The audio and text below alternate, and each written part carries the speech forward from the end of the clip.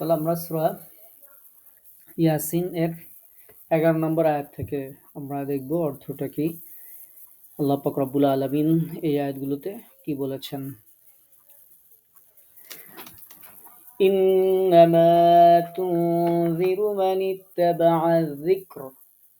আচ্ছা, ইন্নামা প্রকৃতপক্ষে, বস্তুতপক্ষে, তুনযিরু আপনি সতর্ক করবেন বা সতর্ক করতে পারেন, মানিত্তাবা'a যে অনুসরণ করে তাকে। আচ্ছা, কি অনুসরণ করে? যিকর উপদেশ। এটা মিলে একটা সেন্টেন্স। ইন্নামা তুনযিরু মানিত্তাবা'a যিকর, আপনি কেবল তাকেই সতর্ক করতে পারেন যে উপদেশের অনুসরণ করে। ওয়া খাশিয়ার রহমানা বিল গায়ব, এবং ওয়া খাশিয়া এবং ভয় করে, রহমান রহমানকে, বিল গায়ব না দেখেই, এবং যে রহমানকে না দেখেই ভয় করে। ওয়া খাশিয়ার রহমানা বিল গায়ব, ওয়া এবং খাশিয়া ভয় করে, রহমান রহমানকে, বিল গায়ব না দেখে।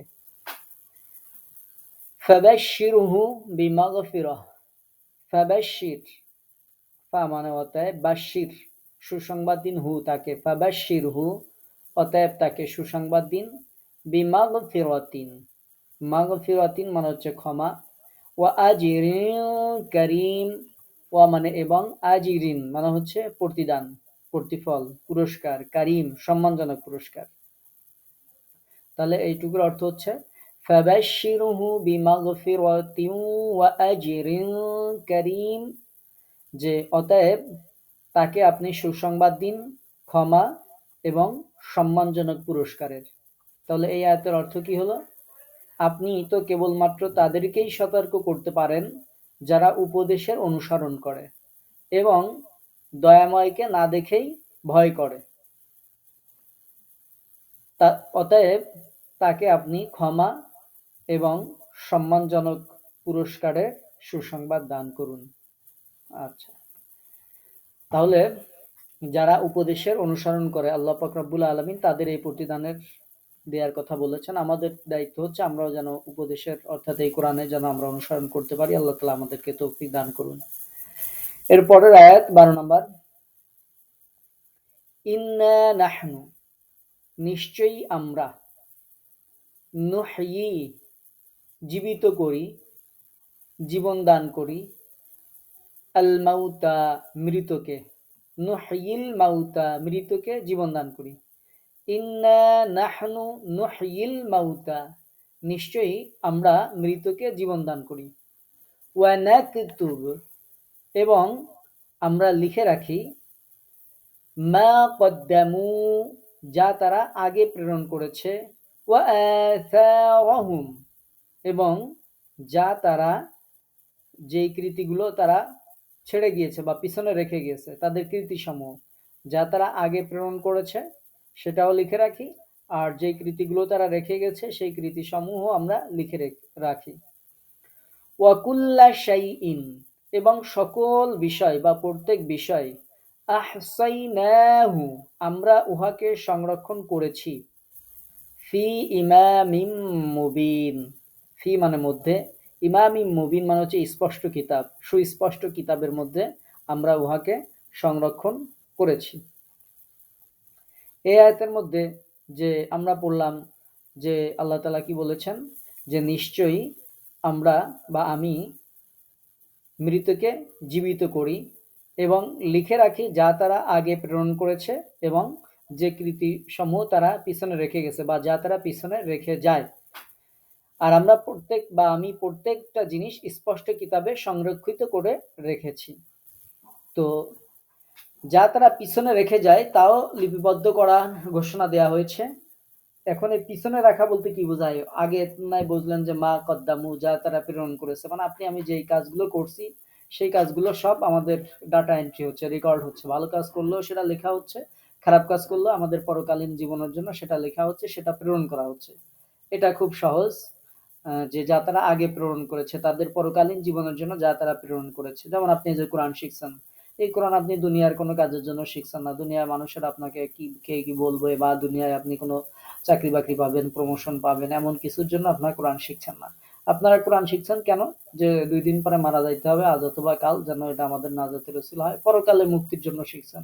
তাহলে এটাই হচ্ছে মা কদ্দামু, যেই আমলগুলো আমরা প্রেরণ করছি পরকালীন জীবনের জন্য। এভাবে যা তারা পরকালীন জীবনের জন্য প্রেরণ করে সেটা আল্লাহ পাক রব্বুল আলামিন লিখে রাখেন। আচ্ছা ঠিক আছে। ওয়া আসারহুম, এবং যা তারা পিছনে রেখে যায়। এই পিছনে রেখে যাওয়া জিনিস কি? সেটা হচ্ছে তারা যেই সমস্ত কর্মসমূহ সম্পাদন করেছে তার যে প্রতিক্রিয়া সেইটা। যেমন আ কর্মের যে ক্রিয়ার যে ফলাফল হয় বা পরবর্তীতে প্রকাশ পায়। কেউ মনে করেন মানুষকে দ্বীনি শিক্ষা দিল।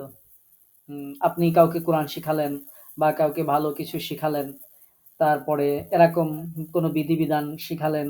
তারপরে আপনি একটা সুন্দর বই রচনা করলেন, যা দ্বারা মানুষ দ্বীন সম্পর্কে জানতে পারে, দ্বীনের পথে আসতে পারে।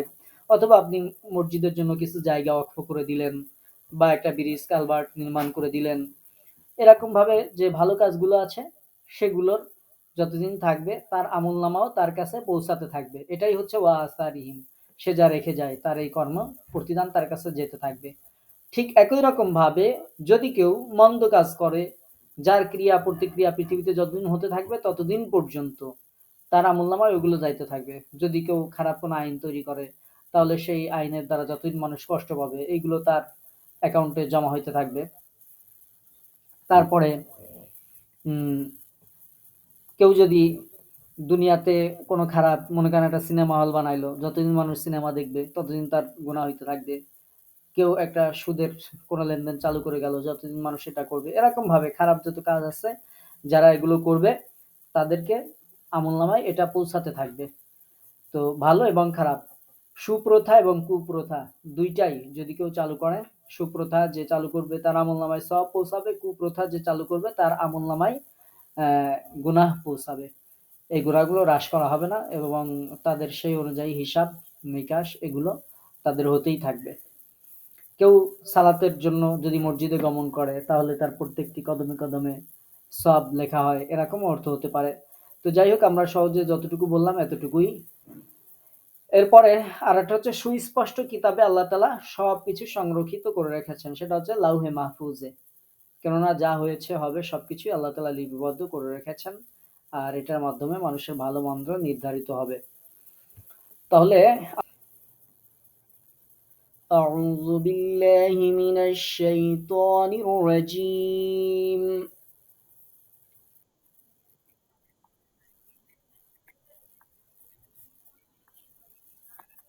بسم الله الرحمن الرحيم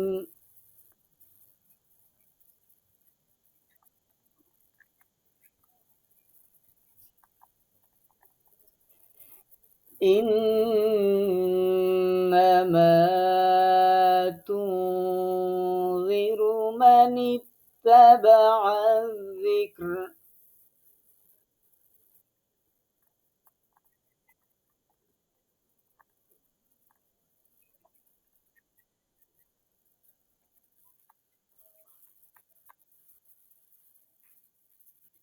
আচ্ছা কারো ওইখান থেকে মনে হয় শব্দ আসছে। আমি আচ্ছা শব্দটা পাইছি। শব্দটা আসছে হচ্ছে জেসমিন আপুর ইয়ে থেকে, হ্যাঁ? আচ্ছা। জেসমিন আপু টা অফ করে রেখে প্র্যাকটিস করেন, হ্যাঁ? আচ্ছা। আমরা আবার শুরু করছি।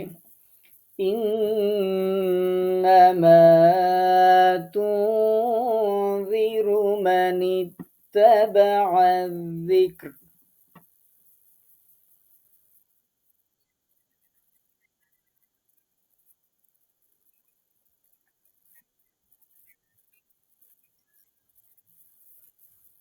ইন্না এখানে ওয়াজিব গুন্না সুন্দর করে গুন্না করবেন। ইন্না মা এক আলিফ টানবেন। তুযিরু ইকফা গুন্না করবেন। মানিত্তাবা যিকর এখানে কিন্তু আবার রতে যিকরা বইলে অক্ফ করবেন না। আমি যেমন যিকর বলছি সেরকম যিকর বইলে অক্ফ করবেন না। রতে সাকিন যদি একটু কঠিন মনে হবে তো যদি পারেন তাহলে পুরোটা একবারেই পড়বেন। আমি একবারে প্র্যাকটিস করা দিব ১ লাইন। বাট সবাই তো যারা নিঃশ্বাস রাখতে পারবেন না তারা মানিত্তাবাআ যিকর বা ওয়া খাশিয়ার রহমান এই পর্যন্ত যেকোনো এক জায়গায় আপনারা অক্ফ করবেন। তো আমরা আপাতত যিকর পর্যন্ত পড়ছি। إنما تنذر من اتبع الذكر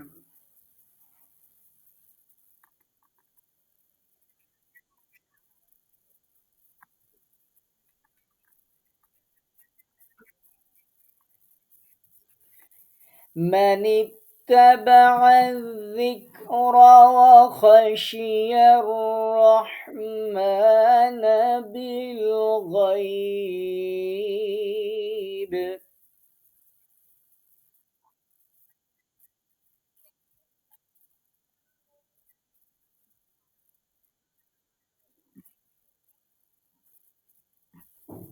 গয়ব কলকলা হবে গয়ব বাতে ধাক্কা দিয়ে ছাড়বেন হ্যাঁ وخشي الرحمن بالغيب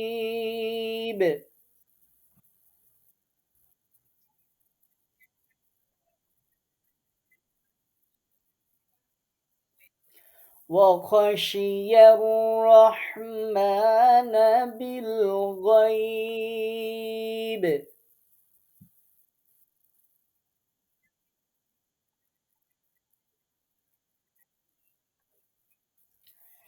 إنما تنذر من اتبع الذكر وخشي الرحمن بالغيب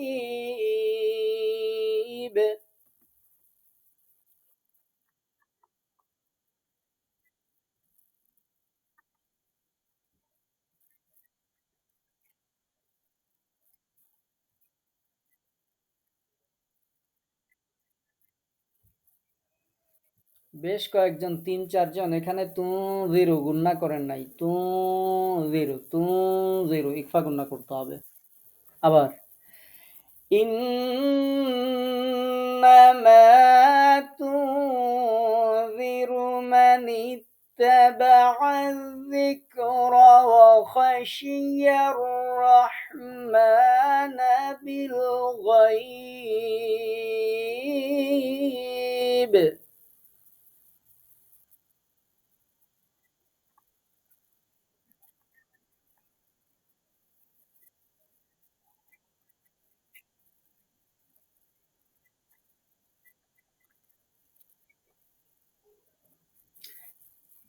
দেখলেন আমি পড়লাম রহমানা আমার আপু পড়লেন রহমানু ডালিয়া আপু ডালিয়া আপু আচ্ছা সম্ভবত ডালিয়া আপু ও রহমানু পড়ছেন আচ্ছা একটু খেয়াল করবেন হ্যাঁ আমার তো ভাবছিলাম শেষ করব এইবার তো আরো একবার পড়াচ্ছি আবার খেয়াল করবেন হ্যাঁ إنما تنذر من اتبع الذكر وخشي الرحمن بالغيب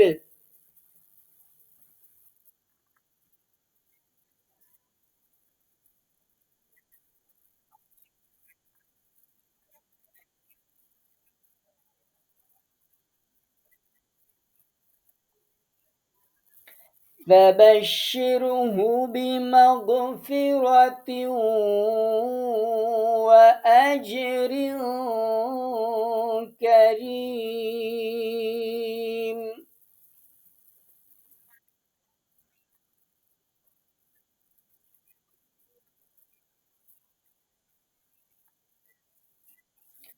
فبشر فبشر শিন জিহ্বার মাঝখানে হ্যাঁ فبشرহু বিমাগফিরাতিন গুণনা করতে হবে ওয়া আজরিন আজ কলকলা হ্যাঁ আজ রিন ইকফা গুণনা কারীম তিন আলিফ টানবো হ্যাঁ فبشره بمغفرة وأجر كريم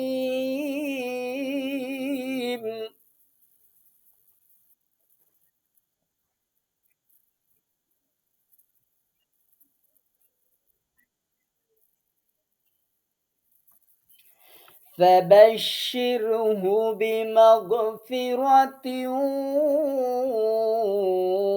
وأجر كريم।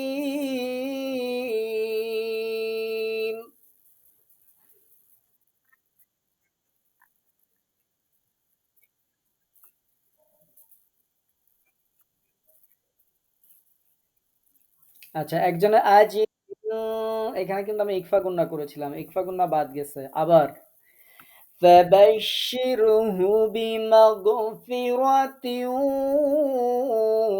وأجر كريم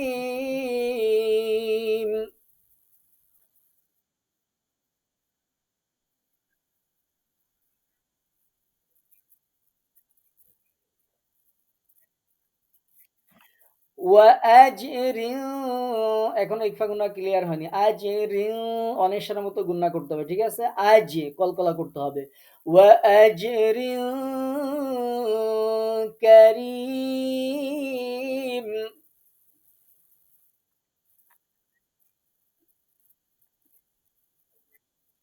وأجر كريم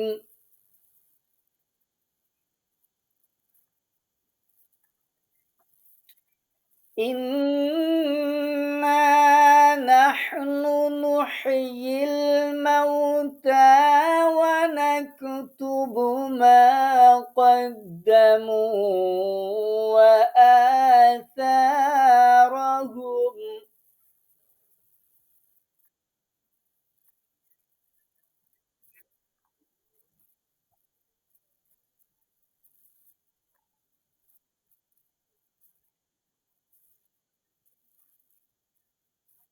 আচ্ছা, আপনাদের মনে হয় কষ্ট হচ্ছে। নিঃশ্বাস, দম আটকে যাচ্ছে। ঠিক আছে, আমরা ছোট করছি। তো ওয়াজিব গুন্না। নাহনু, নাহনু গলার মাঝে হাঁটা চেপে ধরবেন। নুহইয়িল, নুহইয়িল ইয়াটা জিহ্বার মাঝখানে নিবেন।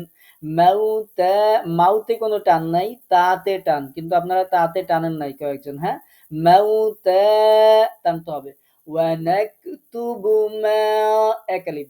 মাতে কদ্দামু এক আলিফ ওয়া আথারহুম এক আলিফ সা এক আলিফ রহুম দ্রুত পড়বো হ্যাঁ আচ্ছা আমরা প্রয়োজনে আপনাদের সুবিধার জন্য এটাকে ভেঙে ফেলছি ইন্না নাহনু নুহয়িল মাউতা ওয়া নাকতুব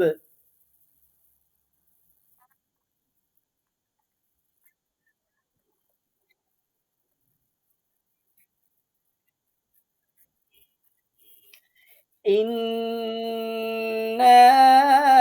نحن نحيي الموتى ونكتب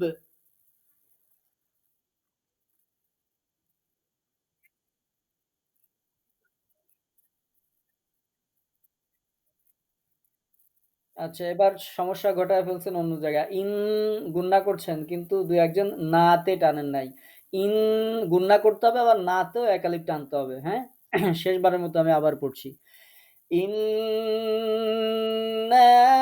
نحن نحيي الموتى ونكتب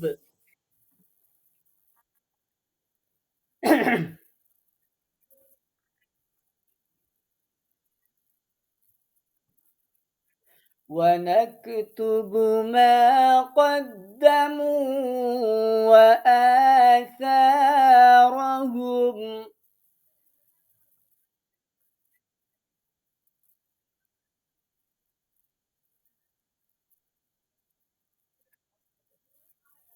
ونكتب ما قدموا وآثارهم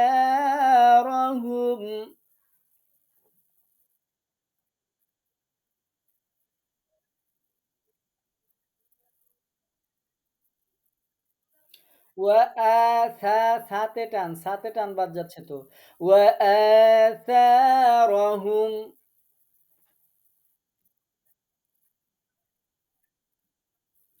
وكل شيء أحصيناه في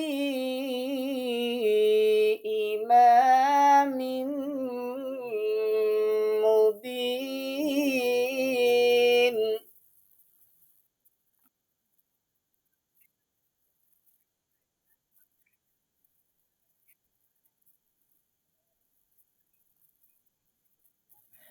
وكل شيء أحصيناه في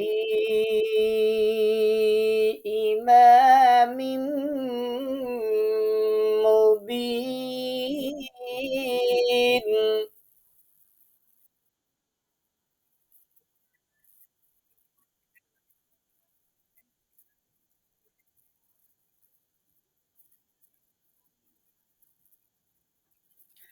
وكل شيء أحصيناه في إمام مبين.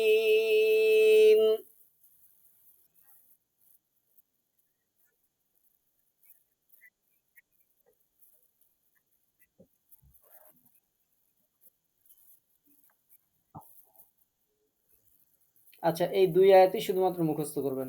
আর বাড়াবো না। যেহেতু রাত হঠাৎ করে আমি খেয়াল করি নাই। কথায় দেখি অনেক রাত হয়ে গেছে। তো এই ২ আয়াত ২ দিনে ২ আয়াত মুখস্থ করতে পারবেন না? কোনো সমস্যা হবে?